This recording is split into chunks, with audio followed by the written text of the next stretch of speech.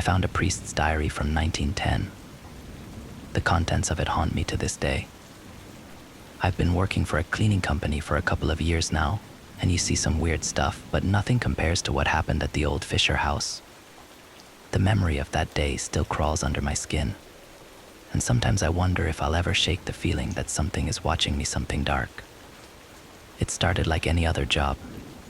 Mrs. Fisher had passed away a few weeks ago, and her family wanted the place cleaned up so they could sell it.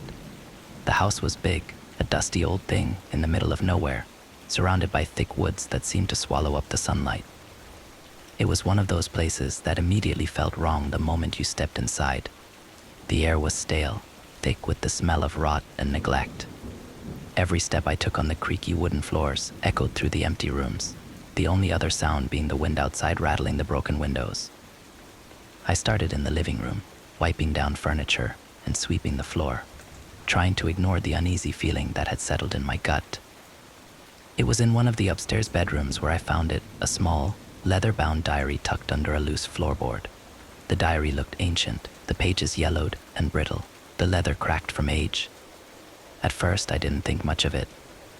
Maybe it was just some old family keepsake. But when I opened it, something changed in the air around me. The first page was written in shaky, old-fashioned handwriting, dated July 12, 1910. It was signed by a priest named Father Augustine.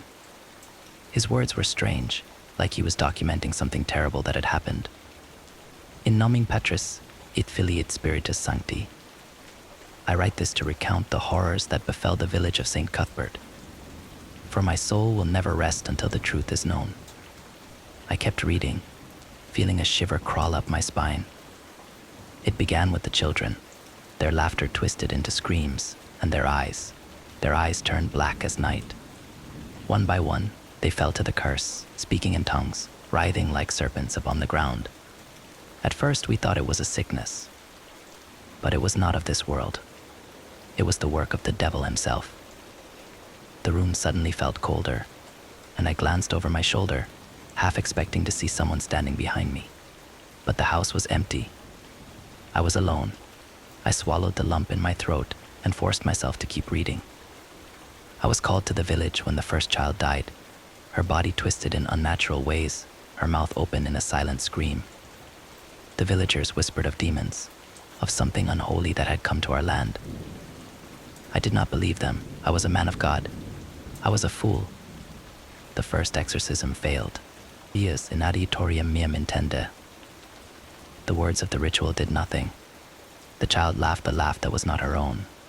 She spoke to me in the voice of 1,000 serpents, mocking God, mocking my faith. And then she died, her body turning cold and stiff in my arms. I slammed the book shut, my heart racing. Something was wrong. I could feel it in the pit of my stomach, a creeping sense of dread that was getting harder to ignore, but I couldn't stop myself. I had to know more. I opened the diary again, flipping through the pages. The priest's handwriting grew more frantic as the entries went on, his Latin prayers scattered throughout the text, as if he were desperately trying to cling to his faith. I have seen the face of evil. It wears the skin of the innocent, but its soul is black. The demon is no longer in one body. It moves through the village like a plague, corrupting, consuming. I tried to perform another exorcism tonight. It went wrong, so very wrong. Demons me circumdiderunt. The demon was stronger than I could have imagined. It spoke my name. It knew me. It taunted me, saying it had been waiting for me. I could feel its presence in the room, crawling beneath my skin, filling the air with its stench. Suddenly, I heard a soft creak behind me. I jumped, the diary slipping from my hands and falling to the floor. I whipped around, my heart in my throat, but the room was still empty. The shadows seemed to shift, though, moving in ways that didn't feel right. It was like something was here with me. I picked up the diary again, my hands shaking. I wanted to stop reading, but something was pulling me in, like the words had a power of their own. I flipped to the last entry, dated October 31st, 1910. The village is lost. The demon has claimed them all. Men, women, children, it moves through them like a plague, leaving only death and madness in its wake. I hear its voice in my sleep now. It whispers to me, calls to me. I know what I must do. This is no longer a battle of faith. This is survival. I will confront it tonight. Fiat voluntas tua. If these are my last words, let it be known that I fought, though I fear I fight in vain. The last line was written in shaky, barely legible script. I hear it now. It is coming for me. As soon as I finished reading, the wind outside picked up, howling against the windows. The house groaned, the floorboards creaking, as if something heavy was moving through the halls. My breath came in short, panicked bursts, and every instinct told me to run, but my legs wouldn't move. Then, the whispers started. They were soft at first, like the wind slipping through cracks in the walls, but they grew louder, more insistent. Words I couldn't understand, spoken in a language that made my skin crawl. The same language that Father Augustine had written in Demons. Ad divinient. The room seemed to darken, the shadows stretching across the walls, twisting and writhing like something alive. My heart pounded in my chest, and I backed toward the door, clutching the diary like it was my only lifeline. But then I saw it. In the corner of the room, barely visible in the dim light, a figure stood. It was tall, its skin pale and stretched tight over its bones, its eyes black and empty. It didn't move, but I could feel its gaze on me, cold and malevolent. My breath caught in my throat, and for a moment, I was frozen in place, unable to look away from the thing in the corner. Then, it smiled. The smile stretched impossibly wide, splitting its face in half, revealing rows of sharp, blackened teeth. And then it spoke, its voice a low, guttural rasp that seemed to echo inside my head. Fiat voluntas tua. I bolted. I ran faster than I've ever run before, down the stairs, through the darkened halls, out the front door. I didn't stop until I was in my car, slamming the door behind me and fumbling for the keys. The house loomed in the rearview mirror as I sped away, its dark windows staring after me like eyes. I never went back to the Fisher house. I quit my job the next day, moved to a new town, tried to forget everything I'd read in that diary. But I can't shake the feeling that something followed me. The whispers still come at night, creeping into the edges of my dreams, filling my mind with dark, ancient words I don't understand. And right now, as I'm writing this, I feel like I'm being watched. Like there's something standing in the corner of the room, smiling. I hear it now. It is coming for me. Next story. I used to be big into freaking. I found something in the phone lines that shouldn't be there. Just about everyone under the age of 60 in the United States knows about the Wild West days of the early internet. First came the days when Google was only a dream, and you had to actually explore unknown lands to find topics that interested you. The alternative was to stick to one little board, making the internet your own little party line. Then search engines cracked the internet wide open, and anyone could suddenly find any crazy place. In both eras, finding new and weird places the fun for anyone brave enough to leave their digital shell. The smell hit my nose first, immediately making me salivate. Reflexively, I breathed deeply. Dad was still wearing his work clothes, on the phone with someone having a serious conversation. We can afford that. Yes, we hold on 1 second. He'd put the phone to the side as he'd look at me. Hey, buddy. Mom and I were pretty worried about you. We figured this would help. In hindsight, it was their last-ditch effort to get me to eat before taking me to the doctor for my makeshift hunger strike. Loving as they could be, they knew my favorite food well pizza with onions. Mom didn't like pizza. Dad liked his with cheese only. This was for me and me alone. I'm not proud of how it must have looked. I didn't even bother with a plate. 6-year-old me running to the box, tearing it open, and immediately beginning to stuff my face with pizza. I was too hungry. It had been days. I was ravenous. Grease stained my hands, cheese on my face, the crunch of onions as I'd bite down. It was exactly what I wanted and needed. I ate my fill and then some, but that wasn't what gave me pause. In the corner of the room, Rocky sat there. That hole he had for a mouth taking an oblong shape, as if he was pulling it in two long directions. More jagged teeth and fangs displayed to me. I swear I saw some stained with blue, but I think I might have just been starved and was seeing things. But I wasn't hallucinating his expression or the shape of his mouth. Rocky was smiling at me. I ended up throwing up about 2 hours later. It turns out almost 5 days without food, and your only sustenance being greasy pizza doesn't go well on your body. But that didn't bother me. What did bother me was losing. As a child, I was never one to like losing. It felt bad. It didn't help that I was so close to winning, stolen from me by my stupid parents getting me my favorite food. After Mom and Dad helped me back to bed, bidding me to rest, I'd stare at the ceiling. I could see Rocky out of the corner of my eye, waiting until I heard Mom and Dad's room close before I'd stop smiling at me. That was cheating. I told you, there is no fairness in the here nor the after. I could have done it. Maybe you could have. ... I was so hungry. Rocky, however, stopped smiling. He'd slowly claw his way over to me, sitting by the bed parallel to me. Now you know why I cannot stop. That hunger, that pain. I feel it all the time. I need it to stop. I need it to end. Even now I am in agony. Talking helps me forget, but it never goes away. Be it napalm or be it a campfire, it's still fire. It's always there burning me. I'm sorry it's like that for you, I'd say. If I could stop, I would. But I don't act through hate or vengeance or spite. I do this because I need to. It made me feel sad for Rocky. He couldn't help it. But sadness would last for only a moment. He couldn't help it. He'd probably never stop. Could Rocky die? Was it possible for him to die and pass on? Could something bigger and meaner than him come along? I don't know. I didn't want to know. Rocky was scary, yes, but the idea of something bigger than him was scarier. Rocky, I asked. Yes. ... If I died, would we still be friends?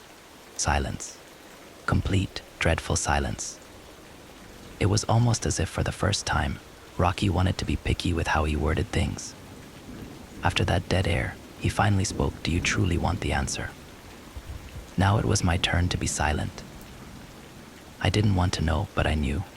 Nothing lasts forever. Nothing lasts eternally. One day, things die. In a way, my silence was my answer. My knowledge about the after had once given me peace. Now it made me reconsider everything. I couldn't be near Rocky when I died. But what if there was an accident? What if a meteor fell on my house tonight? What if I got hit by a car? And what if Rocky was there? These were things a child shouldn't have to think about. Rocky watched me sit in contemplation, opting to join me in it. Those long, sharp fingers resting on bony knees as he'd stare forward. How many times had he watched me sleep? How many more would he? Could I run from him? What if I went to space?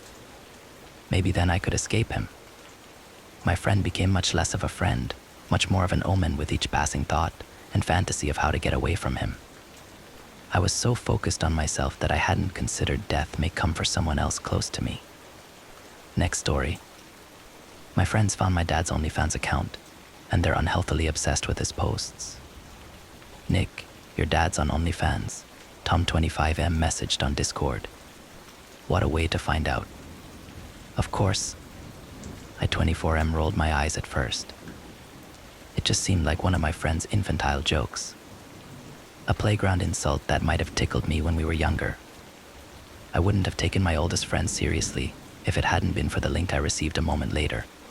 Their dad 54M posed in all of his glory. Not in the nude, thankfully, but far from decent.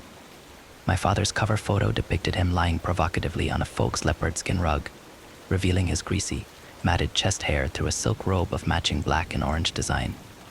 It was not a pose that his employer would have found appropriate. And even with the knockoff Ray-Bans covering his eyes, I recognized him.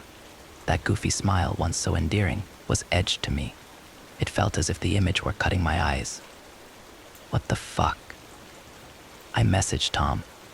He replied, "I knew Pete was struggling after your mom left, but fuck mate, that's shit. I've always wanted to see Papa Pete's Guyot," my other friend, Simon24M, said. Shut up, I replied. What do I do? Do I confront him? You should sub, Simon messaged. Bog off, I said. He's kind of right, Nick, Tom said. You need to know what's on there. No, I don't. I really fucking don't, I replied. Then we'll do it, Simon messaged. We? Tom asked. Yeah, Tom. I'll need your emotional support and a bottle of bleach after combing through all of those photos and videos. We'll take it in turns. I look at a post. Then you look at a post, Simon suggested. Pete has thousands of nudes. His account dates back to 2020. How about you look at the first photo, let us know the damage, then I'll subscribe if you want to share the burden. Tom asked Simon. Already seen it, my other friend replied. It was weird. WTF? You subscribed without telling me? I messaged, feeling betrayed. Sorry, Nick. Simon apologized. Curiosity got the best of me.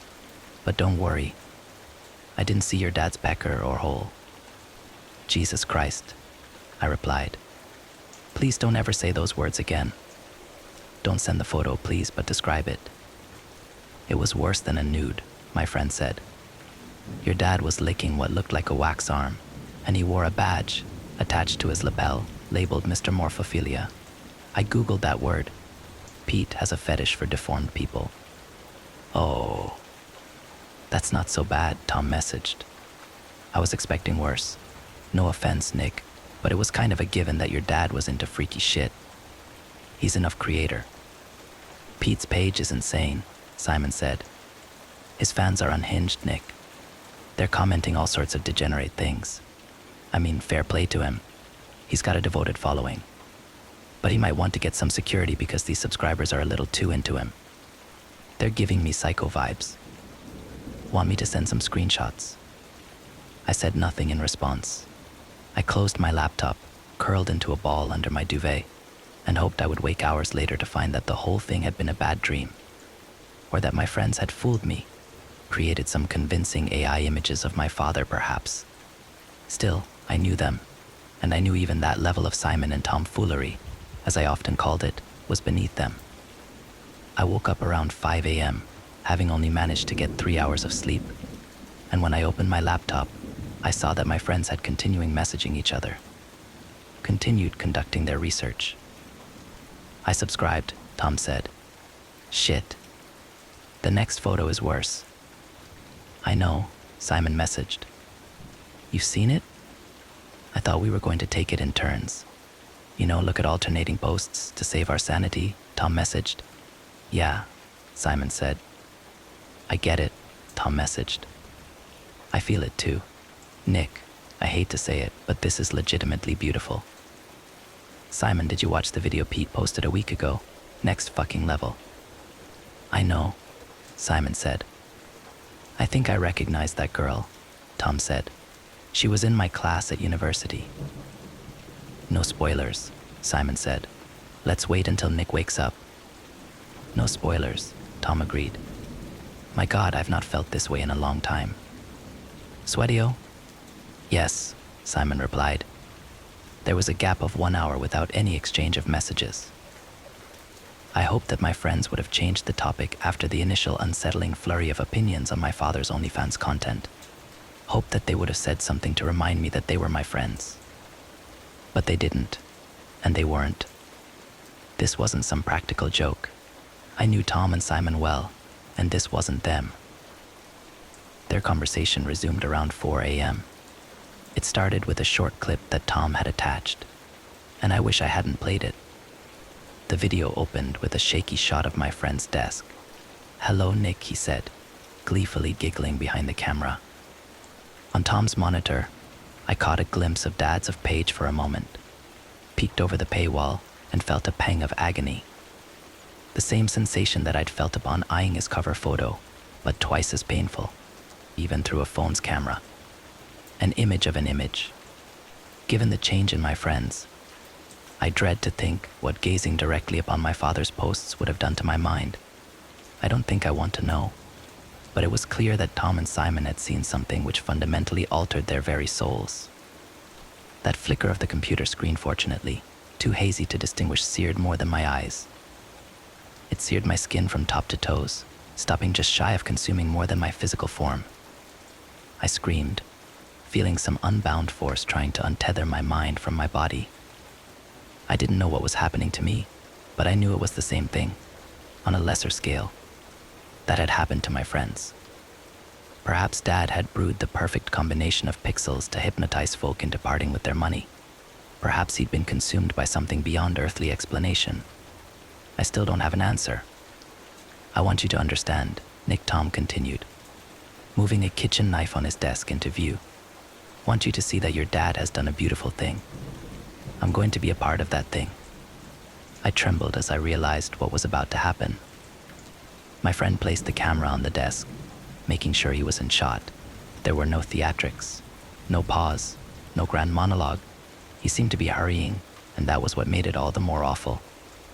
Tom didn't utter a sound as he sawed through his right arm, a sound that even my piercing shriek didn't drown. His calm demeanor, whilst enduring such pain, almost made me doubt the validity of the footage. But his face was finally in frame, and it told me that this was real. There was no faking his ghastly smile, accompanied by tearful, jubilant eyes. That wasn't my friend. With the awful squelch of innards and sharp cracking of bone, my friend's forearm came loose, came free like pulled pork, just below the elbow joint. Tom released a triumphant roar as his blade met the blood-soaked wood below. Then he let his severance instrument splash into the growing pool. Far fewer people know that there was a technological Wild West where savvy people explored electronic frontiers before the World Wide Web. I'm not saying that freaking is super obscure, but it can't be denied that it never hit the mainstream like hacker culture did. First, to make sense of what happened, a little background: freaking is the art of manipulating telephone services. Unlike computer hacking, the vast majority of freaking had a single goal: to make free calls. Switchboard operators were replaced by automatic signaling. That signaling uses a tone. On original single-frequency systems, that tone was at 2600 Hz HE. You've seen that number if you're even faintly acquainted with tech. This is why. Once this frequency was found, the art of freaking began. Of course, more complicated multi-frequency lines followed that then needed to be broken anew. The very basics of freaking, which I will be thoroughly simplifying here, are to play the necessary tone spaced with pauses to dial the number you are trying to reach. The main tool to make the frequencies and intervals is called a blue box, or red, or silver. The colors had somewhat accepted meanings, but the details are not important here. Technically, anything that can reach the frequency needed works: those cereal box whistles, gum wrappers, or your mouth. Once you are not bound by the phone book and cost of placing calls, the possibilities are endless. While I said freaking was about placing free calls, and this was almost always true, we had far more fun than just calling family out of state. The sense of exploration was just as incredible as the early internet. So what can you do with the ability to dial any frequency and do it for free? First of all, invent real-time forums before the web. With a blue box, you could dial unlisted numbers like unused business voicemail boxes and have any number of freakers join the call. People from 10 or more states could all be chatting at once, something otherwise unheard of before BBS. Yes, I know legal conference calls existed, but those were so costly and hard to arrange. Does anyone alive remember seeing one used outside of a boardroom or convention? Now, with a box you could dial hidden codes not meant to be reachable by consumer phones. Some of the most useful were loop-around lines test systems built for the phone companies, but great for free conference calls. Some military and government lines locked behind priority codes could, in theory, also be accessed. No, you cannot freak NORAD to launch missiles. But frequencies outside of the ones used in the 1 through 9 keys on your phone could be used to dial lines an ordinary phone could not. And that is how this all started. It was the early 1980s. As crystal clear as I still remember the events. I'm not quite sure of the year anymore. Had to be between 81 to 83 though. The end of the golden age of freaking. I'd been pushing the limits for a few years by then. I wasn't a big name. You wouldn't see me mentioned in any of the histories on this, even if you knew my name. but I did know a few people in the community and shared a bit. Ask some of those big names well, the ones who are still alive anymore. Damn, this is all old now, and I wager a few would know the name. Anyway, the companies, well, mostly company back then. The baby bells hadn't been born yet, had gotten wise to our tricks back in the 70s. Test lines and proprietary systems were being increasingly guarded behind mute tones, shoot-off switches, and the aforementioned non-standard frequencies firewalls before the internet. I knew these guarded lines could be dangerous to break into. Call tracing existed, and this was illegal, but it was also thrilling.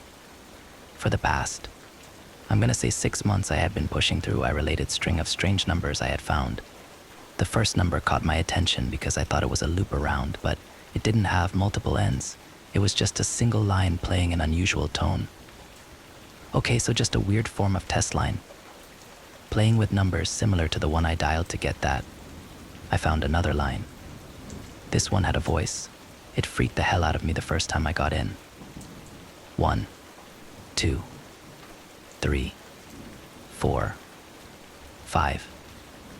Every syllable was deeply enunciated, the voice low, methodical, and slow. Then, an even stranger tone played. Okay, it was definitely a test line. I redialed in a few times. The voice always played from 1. The recording was in response to my call, not playing permanently on loop, which is what you would expect. The point escaped me, though, I will admit. Normal test lines played a simple tone immediately. After playing with that discovery, I found myself getting a headache and laid off the freaking for a few days. Of course, it wasn't long too. I was back at it, poking around that mysterious line. It took a while to find the third line in what, once I found it, I became certain was a series. 1, 2, 3, 4, 5, the same voice as before counted up. Then, as before, a tone played. I screamed in pain. It felt like my eyes were bleeding. The sound hurt like hell. I fumbled to hang up the call as quickly as I could. What the hell was that I spoke to myself out loud? I took a step back from exploring those strange numbers again after that. Eventually, I told another freaker the story. Jimmy from Oklahoma. After an early grade used the X from Y pattern for nicknames, it kind of became a recurring thing in the community. Of course, none of us used our real names in this very illegal hobby. Maybe it's a military experiment. Why no? Testing tones that can kill you or mind control. I had called him up and ran down the basics. Just as I expected, Jimmy leapt right to wild theories. Still, I can't say I hadn't thought the same. Maybe I admitted. Seems a little weird to just leave the thing running though, doesn't it? You can't need to call in any time and test something like that on a lark. Who says they aren't still tinkering with that shit? You could have got lucky? Unlucky? I can't rightly say, he retorted. Want to see, I had known the whole time I was going to nudge him to call the line. Ever since number 3, these things had freaked me out, pun intended, but not bad enough I didn't want to share the weird. Jimmy paused. Fuck it. Give me the number. I was merciful and gave him the second number. It was weird, but not ear-shreddingly painful. I waited while he made the call before reconnecting. Well, shit. That was weird. Couldn't hear the tone you talked about, though. Just that damn creepy voice counting up. Huh? Is this one of those sounds on the edge of our hearing? Like, did you screw up your ears and can't hear it? Because that sound wasn't subtle, I was confused. Can't say I know. Anyhow, you want to follow these? Then my advice is don't listen close and be quick to hang the hell up. We chatted a little about other news. He quickly hung up though, complaining of a headache. The similarity to what I endured was not lost on me. I want to say that I seriously thought about dropping the chase, but as long as I forced myself to stay away, I don't think I ever believed that I wouldn't go back. With numbers 1, 2, and 3, I had enough to start seeing a pattern in how to reach these weird lines. Each was increasingly secured, that is, used more of the keytones not found on your phone. If a normal phone number looks like 555555555, then number 4 looked more like 55AC5D. The numbers weren't just randomly adding more of the little used tones though, it had a pattern to it. 2 weeks after nearly fainting dialing the third line, I held the phone far away from my ear and dialed the fourth. Nothing happened. The call disconnected. For a moment I considered that I had the wrong number. I redialed, this time holding the phone to my ear. A 1000 hertz tone sounded, and the line hung up. The behavior of a completely normal test line. I refused to believe that a test line was squatting on this weird number by chance. So I began to play around with it. Eventually, I cracked the code it needed me to put in an answer tone before disconnecting. The other end of the line sounded like something between an ocean and a dozen squeaky wheels squealing out of sync with each other. It wasn't as painful as the last, but it was strange. I took a recording of the sounds on cassette. Encouraged by not dying, I chased number 5, then 6 over the next few weeks.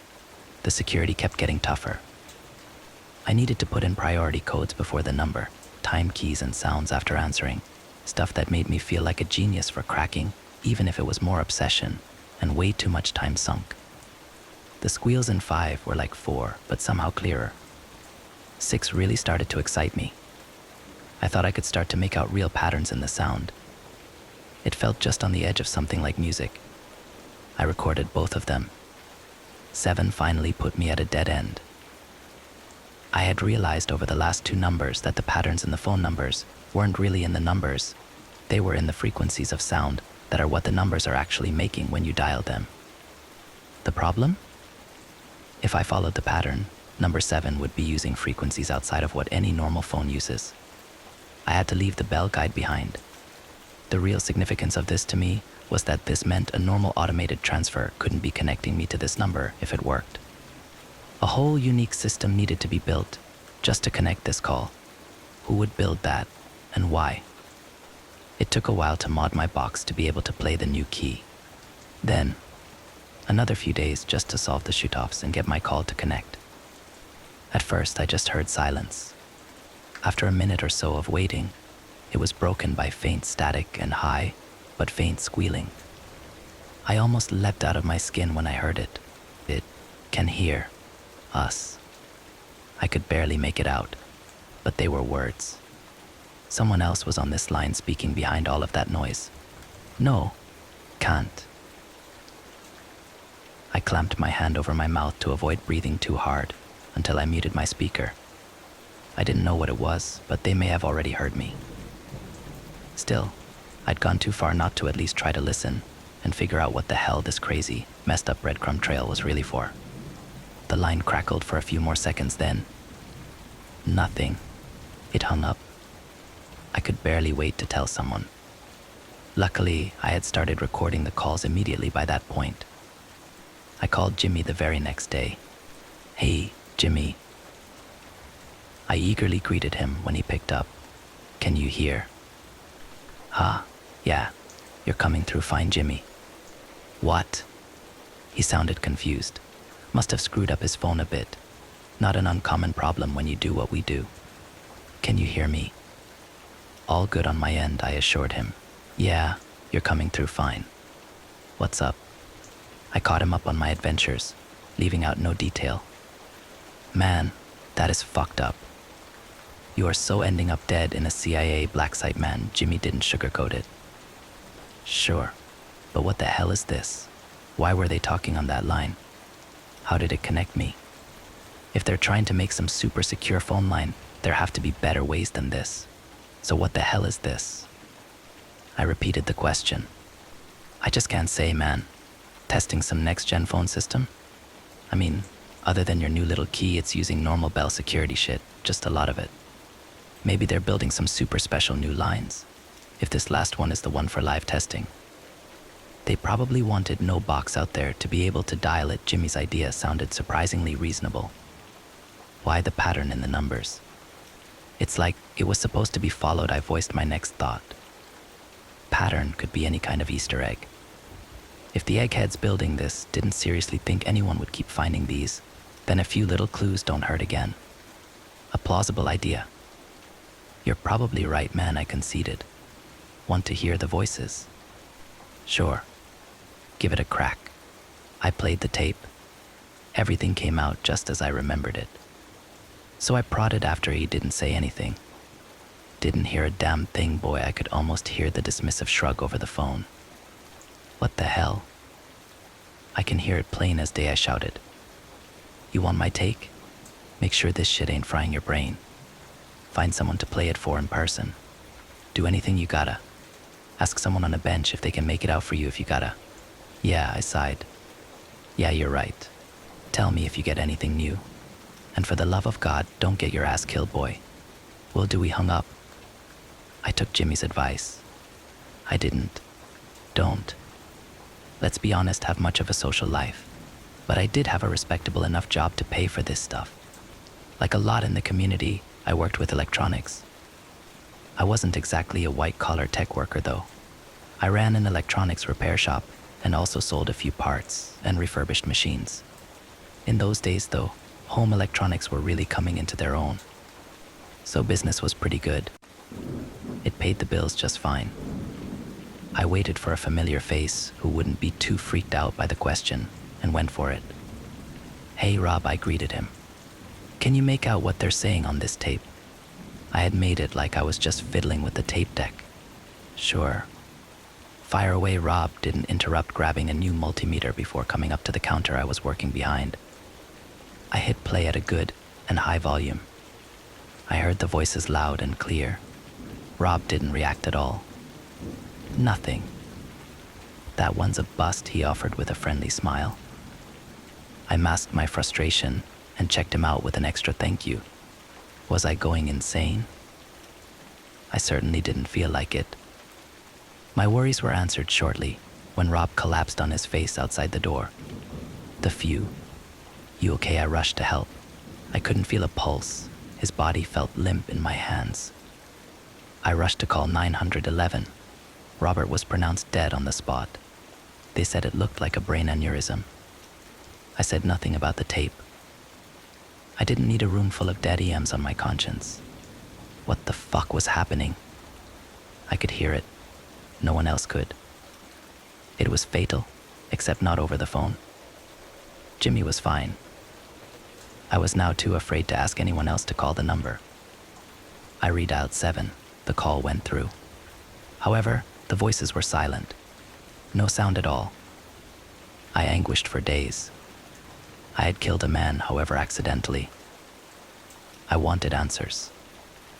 I chased number 8. It took more mods to my box. By this point, I was playing something that sounded more like aluminum plates chaffing than phone touch tones. I spent over a week breaking in. It took building a whole new speaker to play the tones it wanted to not kill the line.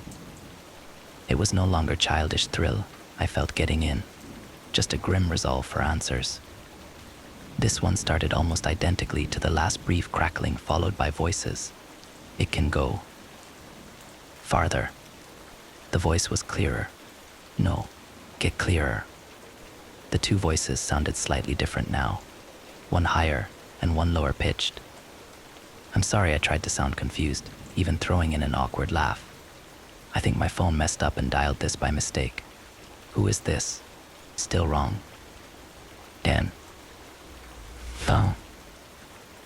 Confused. Let it open. I'm sorry, I just wanted a direct acknowledgement that they could hear me. No. They hung up. I redialed immediately this time. I could never hear anything on the other end. I prayed to God that Jimmy was awake and able to take my call. I called and got through. You can hear me. What? What the fuck? Yes. Is that you, Jimmy? I was angry and confused. Why did I keep hearing that? I knew something was wrong. I just wasn't calm enough to figure out what. Yes, I can hear you. He slowly and meticulously spoke the syllables of my real name, something I had never told Jimmy from Oklahoma, nor any other freaker. A chill ran down my spine. What are you? I hesitantly asked. The voice on the other end of the phone. What else? I hear you. Simon, tell your good friend Jimmy, can you hear me? I slammed the phone down. I was panicking. hyperventilating. Something was in the phone lines following me. What could I do? Call 911. I started laughing to myself. I was fucked. I had explored the wrong part of the phone lines, and now I was well and truly screwed. I did the only thing I could. I slept fitfully that night, and I started calling no one. Weeks of panicked paranoia passed. I ended up having to take a few calls for the shop, but nothing strange happened. Eventually, I nervously decided to reach out to someone again. I called another old hat in the community. This guy went by the Bell Pirate. I don't think he was the only one who went by that pretty on the nose title though. Hey, long time no hear. What's up? Hey, BP. I messed up big. I think I made some dangerous people angry. Don't, worry. I'm not going to put you at risk. Just, have you heard from Jimmy? Oklahoma Jimmy, I fumbled through my confession. Not for a while. No, his worried voice came back over the line. You got FBI on you or something. Or something, I darkly chuckled. I don't know. It's weird. It's just, I think Jimmy might have got caught up in it and gotten hurt. I hope not. The line was silent for a moment. You want to share a little bit about what went down? Sure. I guess I figured it probably wouldn't hurt, and BP couldn't really help without knowing anything about what happened. Not that I really expected help. I found something. There was this number. I thought it was a test line, but it felt weird. I found more of them and they just kept getting weirder. I recorded what I was hearing on the calls. It started out with strange sounds. But then I started hearing voices. I don't know. They were wrong. The voices and the sounds, the static, I think they were the same. When I played it for people, it killed somebody, and I think it killed Jimmy. I poured out my fears. It wasn't complete or coherent, but I think it got to the heart of my plight. Well, shit, BP summed it up well. There was another pause. You followed the trail, I guess. That just leaves one question. Can you hear us? I froze in terror. My mind rushed between a million thoughts. Fear changed to anger, changed to resignation. Eventually, I answered. Yeah, I can hear you. My voice was choked with something between a sob and a laugh. Good, the voice now sounded like a cross between BP and the one on the strange lines. We have been waiting to talk to it. The line went dead. That experience broke me. I truly couldn't call anyone, and this wasn't going to end, at least not anytime soon. I gave up phones for good. Obviously, it hurt my shop. I got a neighbor to take some calls for me. For the most part, though, I had to live like a tinfoil hatter or a Mennonite. I also had no real way to investigate what it was anymore, although for the longest time I no longer wanted to. The same curiosity that pushed me to follow those numbers continued to itch at the back of my mind, though. Eventually, I tried to get back in contact with some of the people I knew and poked around a bit. The real breakthrough came with the internet. I absolutely refused to install it in my home. Remember, it still all came through the phone lines. Over time, though, I cautiously started to use it at internet cafes. Remember those? I pushed and prodded. A lot of my old freaker contacts were on the web. They helped get me in contact with old bell techs and the like. I learned two things in those conversations. The first was that Jonathan Seville of Colorado died of a brain aneurysm in his home. I will always bear that guilt. The second was an email from an old hand at T. I remember the contents perfectly. I have it printed, safely away from the touch of phone lines. Dear, I know exactly what you are looking for. Before the breakup, old Ma Bell was still looking for new standards. Electronics were moving so fast in those days. I guess that hasn't changed. They were so sure the next big breakthrough was right around the corner. Up until then, most people thought phone lines were just electric lines to carry your voice around. The truth was that they could always carry all sorts of information, like this message you're reading. We knew what was coming, at least had an inkling, and we wanted to be on top of it. A team of our best developed a new standard for phone lines. They were incredible. I'm talking hundreds of times the data with near zero corruption or loss. We could have leapfrogged past fiber optics. The problem was the noise. Tests picked up nothing, but if you actually listened to anything sent on the lines, it was obvious. We built 8 full test lines, built on a spectrum of compatibility with current systems to full usage of the new tech. People on the team started saying that if you listened to them in order, you could hear the more powerful lines more clearly. What you could hear was not the messages we were sending. The project was shut down when team members started dropping. The test lines were laid in early 1981. By 1984, every inch of line had been destroyed. The telephone network is an amazing link. A living, changing network connecting millions, potentially billions, of voices, all free to drop in and out of a never-ending conversation at any time. There are places it never should have reached, voices that never should have joined, voices that I know still poke and whisper at the fringes. I still think I can hear them. I think I can hear them better every year. Immediately after I read that email, I received another. Can it hear us?